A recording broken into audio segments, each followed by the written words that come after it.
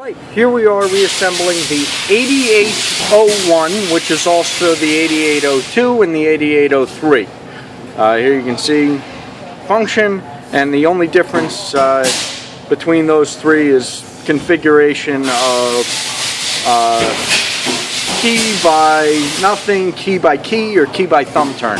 And that's just whether or not you put a mortise cylinder on both sides or a thumb turn on one side. But the lock is the same for all three functions. So let's put this together. All right, so this is the 8801 Deadlock. And first thing we do is attach the base front. Make sure that it lines up correctly so that these two dimples are lined up with the cylinder. So you can put adjust the cylinder screw bracket screws. And using a number 2 Phillips head screwdriver, we should be able to put this entire thing together. So, one. Oop, I'm missing. Hold on, let me try one more time. There we go. It's in place.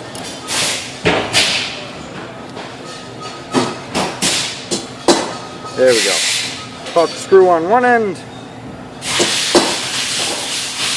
This is simple, but I wanted to do a complete video in case we tell somebody to remove a base front. So there's the base front. Not shown here is the armor front, just because it's a finished part and I didn't feel like scrounging one up. So there's the base front. Next thing to go in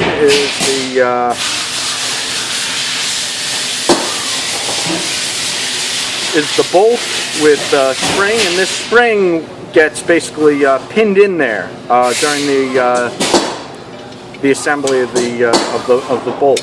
So that's not coming out. And we have our thumb turn, and that slips in under the spring and into the slot in the bolt. And you're just going to lift the bolt in place and drop the thumb turn into alignment.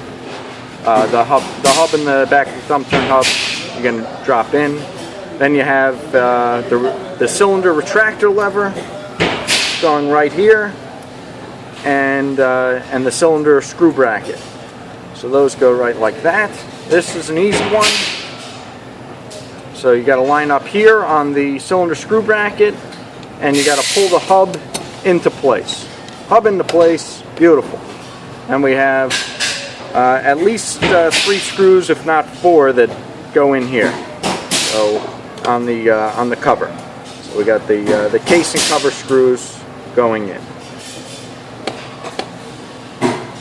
Oh, and what you'll see here is the bolt. I should extend all the way so that I can manipulate the tail and get it to snap into the case here. So let me do that.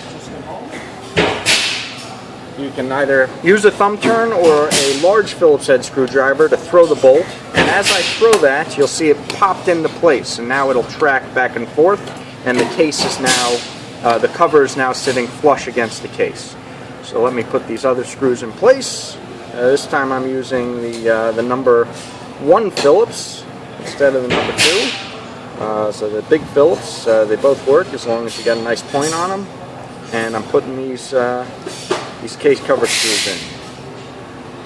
And remember, you only have thumb turn or cylinder function here, throwing the deadbolt.